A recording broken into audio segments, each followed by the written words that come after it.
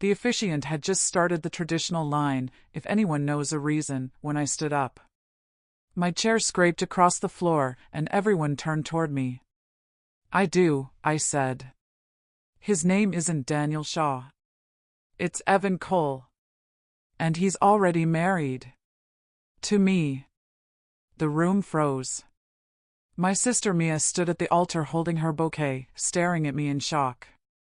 The man she thought was Daniel didn't look rattled at all. He simply smiled, the same calm smile he always used when he wanted people to believe him. A few guests pulled out their phones and started recording. We were in a small church in Cambridge, Massachusetts.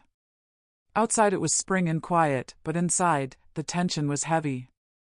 My mother gripped the pew, not saying a word. Mia and I just looked at each other, and in that moment she seemed to understand everything I had gone through, defending him, covering his lies, even paying his debts. The wedding coordinator whispered for security. Meanwhile, he leaned toward the minister and said softly, "She's not well. We were separated. She's struggling." His tone was calm, almost sympathetic, but I knew exactly what he was doing, twisting the story before anyone could question him. We drift toward the terrace for photos, the evening peels open to gulls and cold salt. I tuck my bouquet under my arm and pull my phone from the maid of honor clutch. Maya, my best friend since freshman year at Cal, clocks my face instantly. "You just time-traveled 3 months and read an email," she whispers. "Deed," I say. "They said deed." "Which is a document," she says carefully, "that lists names." "Names," I echo. In the glass, my reflection wears a dress I paid for myself, alterations I Venmo'd the seamstress for, shoes I bought secondhand because sustainability feels like control. I have never cared that Logan's parents collect glossy things. I care that glossy things make glossy assumptions. Maya tips her head. "You want me to stall speeches?" 2 minutes, I say. 3. We slide back inside, weaving through vases and laughter. Logan is intercepted by an uncle eager to compare interest rates with the speed of a man who turns brunch into a panel. Meredith materializes at my elbow, silk, diamonds, a whiff of tuberose and certainty. "Isn't it wonderful?" she purrs. "We thought, why wait? Better to lock in before the election jitters." Grant knows the escrow officer. It's all such a friendly process when you have the right team. "Whose names," I hear myself ask lightly, "are on the deed?" She blinks. It is the blink of a woman unaccustomed to friction. "Well, Logan handled signatures.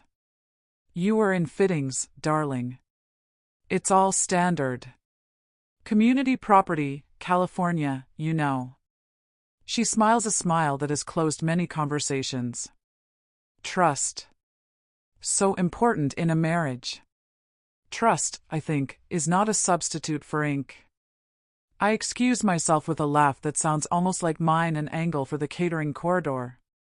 My seamstress tucked a tiny zipper pocket into this dress for chapstick or courage, she joked.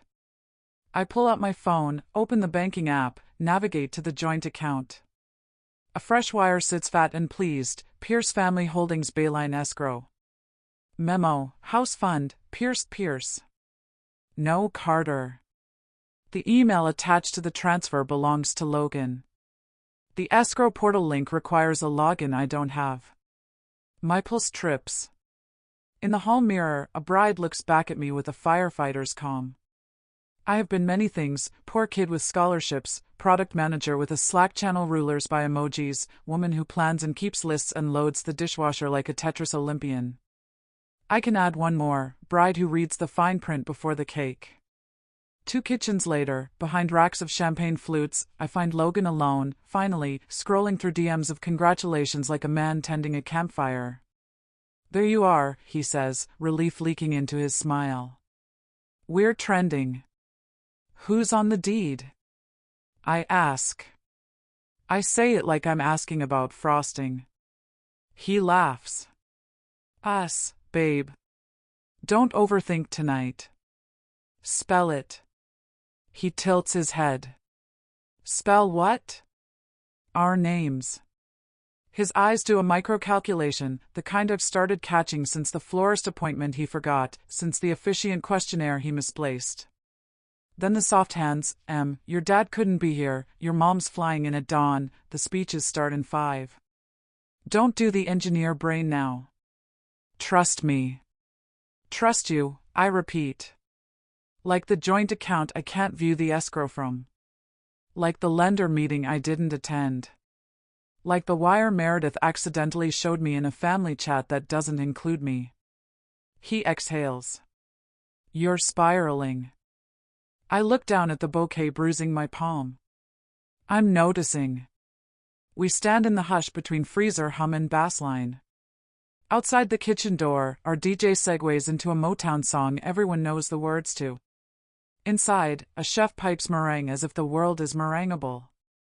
Logan finally says, careful as a tightrope, my parents put the fund into an entity. Cleaner for taxes. Deed prep had to move. We'll add you after closing. It's our house. After closing, I repeat. Like a promise ring you give to a contract. He reaches for my hand. I keep it full of flowers. Emily, he says, low, coaxing, the way you talk a skittish dog back into the car, don't make tonight about paperwork. It is about paperwork, I say, and the calm surprises me. It's about names. Which are how the world remembers who mattered when the speeches end. He tries a final angle, the one that usually works. You don't want to embarrass us. And there, in the fluorescent honesty of the back of house, my future turns like a key. I hear Meredith's voice earlier, trust. So important. I hear Maya's, you just time-traveled and read an email. I hear my own, from months ago, telling Logan, breathless over a Craigslist couch, that the thing I loved most about him was how we always co-authored our life. I tuck the bouquet into a pitcher, freeing both hands. Then give me the mic, I say. Let me thank whoever needs thanking. Out loud. With the right names. His mouth opens. Closes. Because if you won't, I will, I add, and step past him toward the door, toward the music, toward a room full of people who think they know tonight's story. The MC beams as I approach, a bride on cue. The spotlight warms my shoulders. Maya's eyes meet mine across the room, her jaw sets. I take the microphone. My voice doesn't shake. Before the toasts, I say, a quick thank you. And one small correction. Anna from work will later tell me that in that second, before I said the next sentence, she watched something pass over my face she'd never seen, not anger. Not fear. Authority. The kind that comes when a woman recognizes that the deed is not just a document, it's a decision. About the house, I say, and the room leans in. The ballroom tilted into silence, the kind that prickles the skin. Guests froze with forks halfway to mouths, champagne poised like punctuation. My own voice sounded foreign in my ears, steady, clipped, carrying further than I intended. About the house, I repeated, eyes sweeping the crowd. I want to thank the Pierce family for their generosity. But I also want to make sure we're clear on one detail, the deed, the document that says who owns what, doesn't have my name on it. Laughter, nervous, scattered, broke in a few corners. Someone muttered, she's joking. But I didn't smile. Logan appeared at my side, his arm ghosting toward my back. Babe, he whispered, teeth clenched in a smile for the cameras, let's not do this here. I tilted the mic toward him just enough to catch the whisper. Why not? I said softly, but the speakers carried it across the loft. Gasps rippled like wind over tall grass. I took a breath. See, for months I've been told about joint accounts, about escrow, about signatures I didn't need to bother with. I thought it was trust. Tonight, I found out it was omission. The money you all cheered for went to a house deed with only Logan's name. Mine was left off. Accidentally, I'm told. The chandeliers hummed. The DJ killed the track mid-verse. Meredith rose, diamond bracelets trembling. Emily, darling, she began, syrup thick on her tongue, there's been a misunderstanding. It's all community property in California. You're fretting over technicalities on your wedding day. Technicalities, I echoed. I locked eyes with her, voice tightening. Funny how technicalities always seem to work in favor of the one holding the pen. A few guests clapped softly before catching themselves. Maya slid through the crowd like a shield, her phone raised. She'd already pulled up the wire transfer, projecting it onto the big screen the DJ used for slideshows. The numbers glared 20 feet high, Pierce Family Holdings Bayline Escrow. Beneficiary, Logan Pierce. Not a Carter in sight. Gasps turned to whispers. The cousins who'd toasted to Logan, man of the hour, shifted uneasily. A college friend of mine muttered, "Holy hell." Logan reached for the mic, but I pivoted away. "You told me it was our account," I said, louder now. "You told me you'd add me after closing. Tonight, in front of everyone, I'm asking, why wasn't I there from the beginning?" His smile cracked, edges showing. "It's a formality. For speed. For taxes. You're making drama out of logistics." "Then let's fix it now," I shot back. "Say it. Tell them you'll add my name tomorrow morning. In writing. Otherwise, I'll assume the house isn't meant for us, it's meant for you." The guests held their breath. Daniel's law school friend, the one who always spoke in hypotheticals, murmured, "That's legally binding if he agrees publicly." Lawyers never switch off. Logan's jaw worked. "Emily," he said, voice lower but still mic caught, "you don't want to embarrass me." I straightened, bouquet trembling against my side. "No, Logan. You embarrassed yourself when you thought secrecy was easier than honesty." Applause broke, first Maya, then my aunt, then a scatter that turned tidal. "Not for him. For me." He tried one last angle, eyes pleading. "We'll talk later." I lowered the mic. Later doesn't put my name on the deed.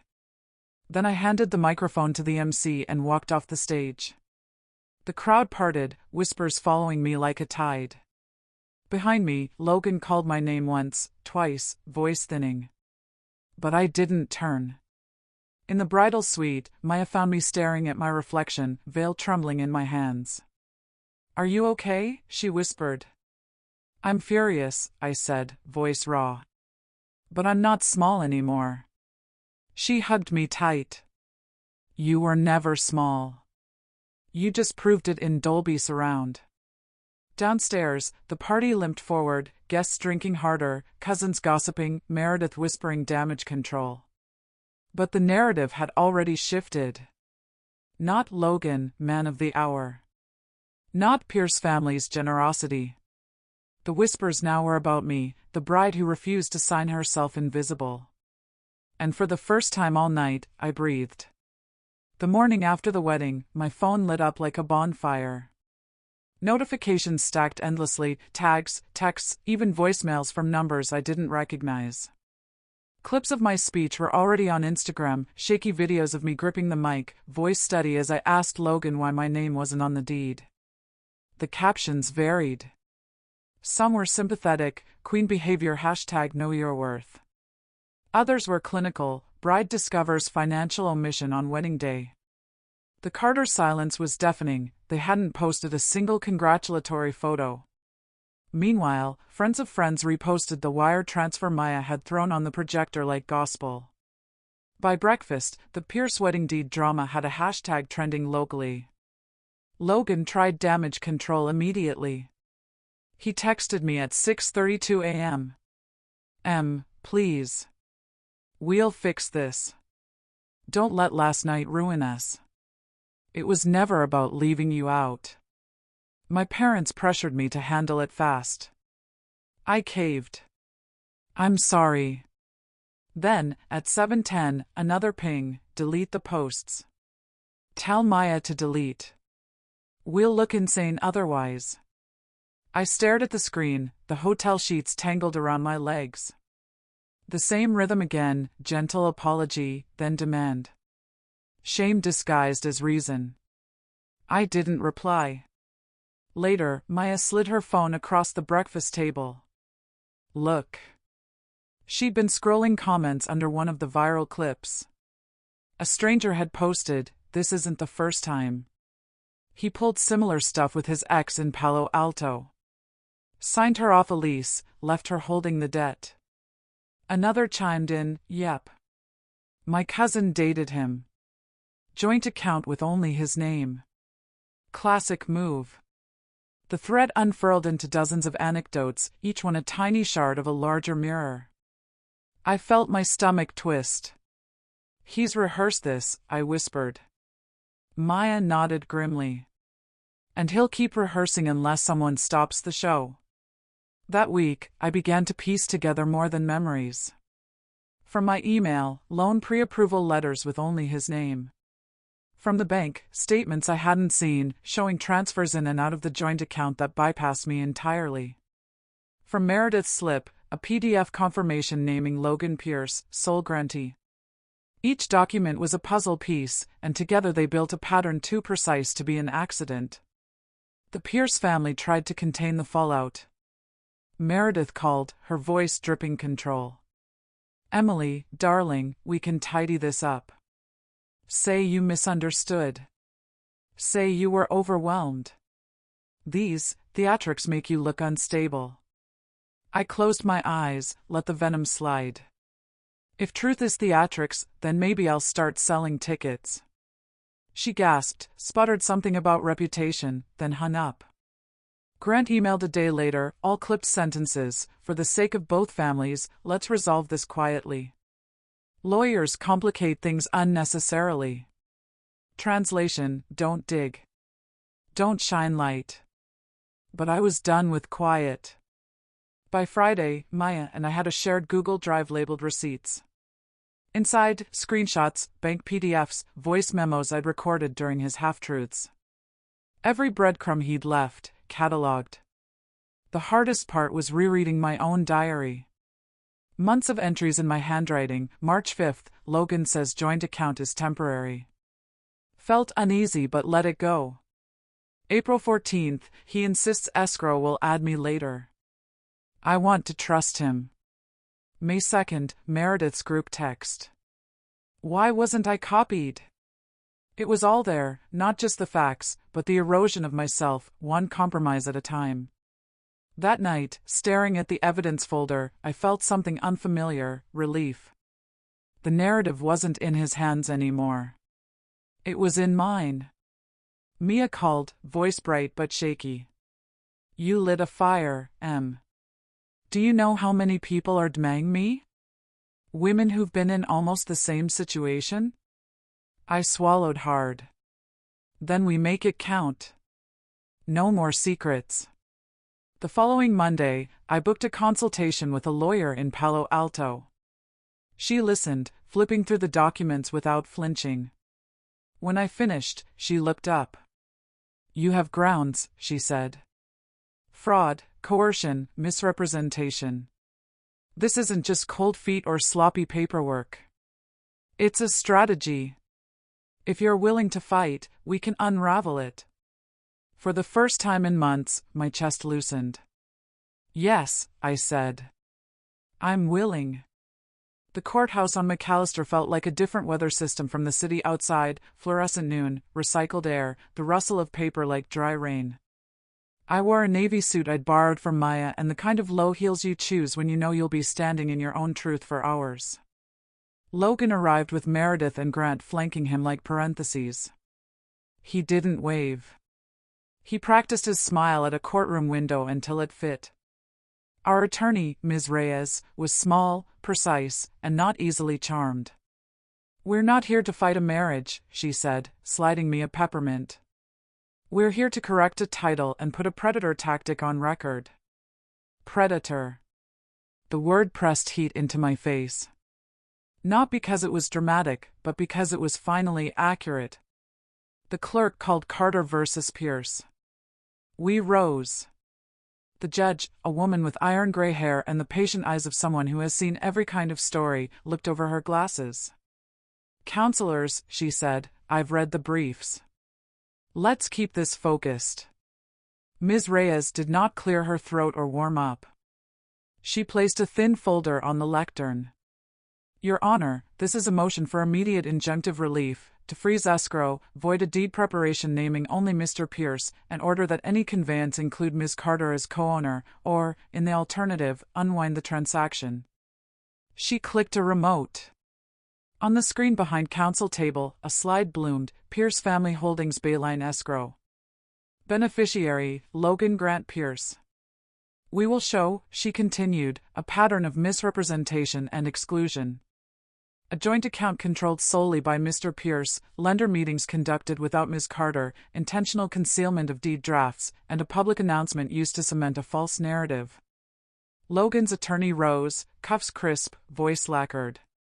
"Your Honor, this is a wedding spat elevated to litigation. California is a community property state.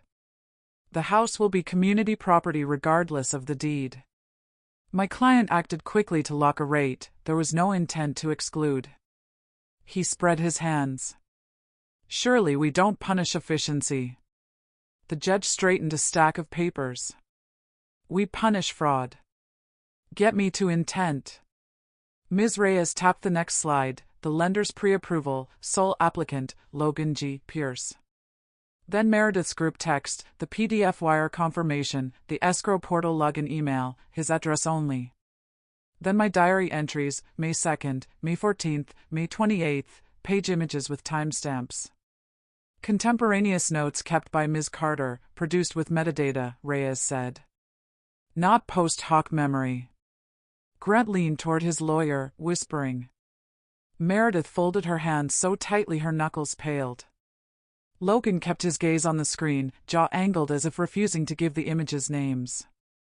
And because patterns matter, Ms. Reyes added, we submit sworn statements from two of Mr. Pierce's former partners, one in Palo Alto, one in Oakland, describing near-identical conduct, joint accounts controlled by him, assets titled solely to him, promises to add after closing. Both ended in costly separations. Logan's lawyer snapped upright. Relevance? Character and modus operandi, Reyes said mildly. The statute allows it when intent is at issue. The judge nodded. Admitted for limited purpose. She turned to Logan. Mr. Pierce, did you tell Ms. Carter she'd be added to the deed after closing? He stood, smile adjusted down to contrition.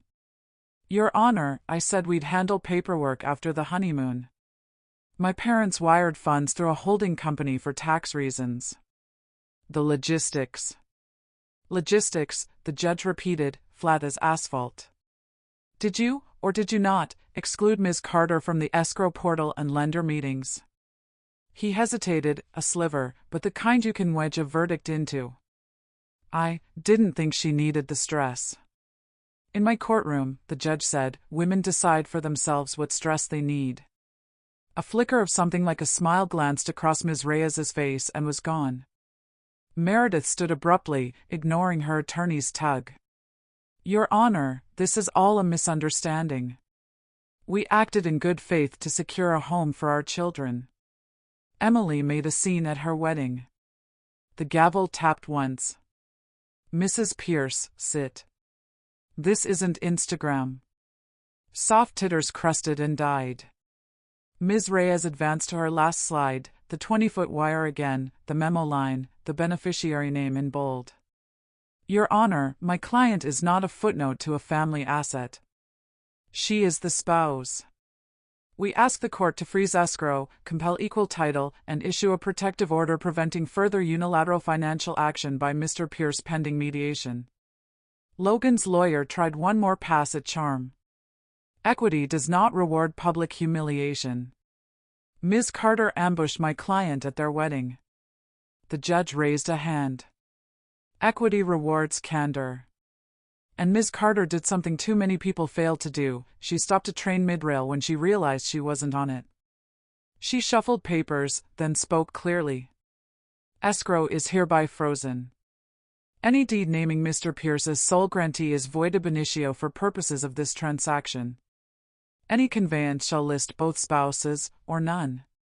Mr. Pierce is enjoined from opening, modifying, or funding any account or instrument relating to real property without Ms. Carter's written consent. We will set mediation in 30 days. A hum moved through the benches, relief, surprise, the soft exhale of logical people witnessing a logical result. Logan's face drained a shade. Meredith stared at the bench with an expression that finally resembled humility. Grant's jaw flexed as if chewing a lemon. Outside, on the courthouse steps, microphones found me before sunlight did. "Emily, do you regret speaking up at the wedding?" a local reporter asked, hair perfect against the breeze. I looked straight into the lens.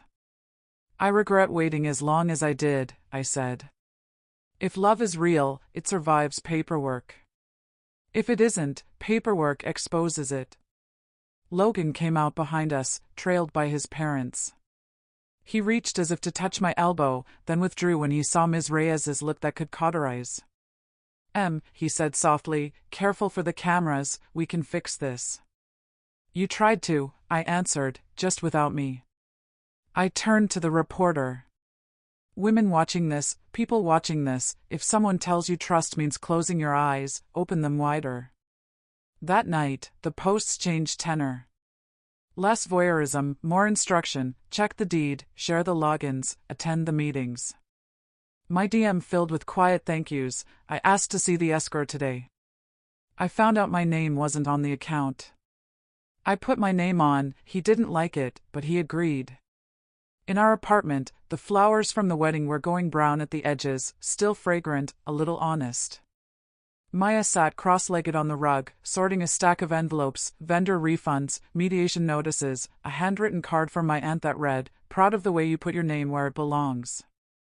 I pressed my fingers to my sternum and felt my heartbeat slow into its new rhythm. The judge had frozen a house. I had unfrozen a self. "Next," Maya said, passing me a pen, "we draft your list for mediation. Title, logins, full financial inventory, and what else?" "Truth," I said. "In writing." She grinned. "Make him initial every page." I laughed, the first full laugh since the MC said deed. Outside, San Francisco glowed the way cities glow when fog decides to give them a night off. I opened the window. The air smelled like ocean and bakeries and second chances. In 30 days, we would sit at a long table and enumerate our future. Maybe we would salvage a marriage built on bedrock instead of varnish. Maybe we would sign the papers that let us both leave with our names intact. Either way, the next deed I touched would tell the truth. And the next mic I held would be by choice, not necessity. 30 days later, mediation didn't feel like war, it felt like excavation. We sat at a long oak table in a neutral downtown office. On one side, Logan, his lawyer, his parents whispering like stage managers who couldn't stop adjusting props. On the other, me, Ms. Reyes, and Maya with a laptop open, tabs color-coded, receipts glowing like lanterns. The mediator, an older man with wire-rimmed glasses, began calmly, "We're here to resolve ownership, clarify finances, and establish trust moving forward." Trust. The word landed like irony. Ms. Reyes wasted no time. "We want full transparency of all accounts, joint titling of property, and repayment for funds Emily covered while being excluded. If Mr. Pierce wants reconciliation, this is the bare minimum. If he doesn't, we proceed to dissolution." Logan cleared his throat, voice careful. "I never meant to exclude Emily. I panicked under my parents' pressure. We can move past this." "Then sign it," I said. My voice was flat, steady. "Put my name on everything you've hidden." For hours, papers slid across the table. Bank statements revealed more than I expected, small transfers to family holdings accounts, unexplained cash withdrawals. Patterns that matched my diary exactly. Meredith tried to spin them as normal family management, but the mediator raised an eyebrow. "Not without disclosure," he said firmly. At one point, Logan whispered across the table, "Do you really want to destroy us like this?"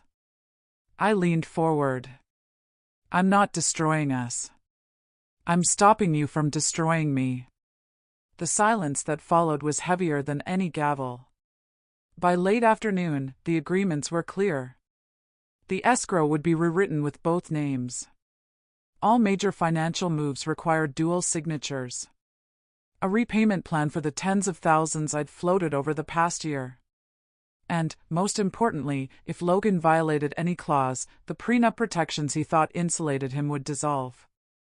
He signed each page with tight lips. His parents refused to look at me. When the last signature dried, I felt lighter, not because the marriage was saved, but because my autonomy was. Yet even as the ink settled, I knew this wasn't the kind of story that ends with reconciliation and sunset walks. It was the story of recognition. 2 weeks later, I filed for divorce. Quietly. Without ceremony. Logan called, begged, promised change.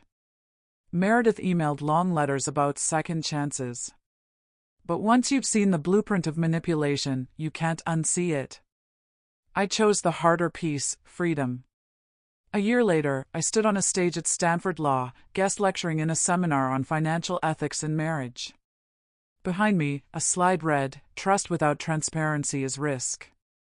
I told my story, not for gossip, not for pity, but for instruction. Contracts are not unromantic, I said. They are the way love proves it isn't hiding anything. If someone asks you to sign blind, or to let them handle the paperwork, they aren't protecting you. They're protecting themselves. Speak up. Ask. Read the fine print. If love is real, it survives questions. The room was silent, pens scratching furiously. A student raised her hand. "How did you find the courage to speak at your own wedding?" I smiled, remembering the microphone in my hand, the chandeliers, Maya's eyes steady across the room. I realized silence would cost me more than embarrassment ever could. Afterward, a woman in her 30s waited for me outside the lecture hall. She clasped my hands. "Because of your story, I asked to see the deed on our house. My name wasn't there. It is now." Tears stunned my eyes. That was the real restitution, not the repayments, not the frozen escrow, not even the judge's words. It was knowing that my voice had multiplied into others. Sometimes, late at night, I replay that moment in the ballroom when the MC announced the housewarming gift. The applause, the spotlight, the certainty on Logan's face. It could have been the moment I disappeared into someone else's narrative. Instead, it became the hinge where my life swung open. I lost a marriage, yes. But I gained something rarer, the refusal to be erased. So if you ask me now who Emily Carter is, I'll tell you this. I'm not the bride who ruined her wedding. I'm the woman who rewrote it.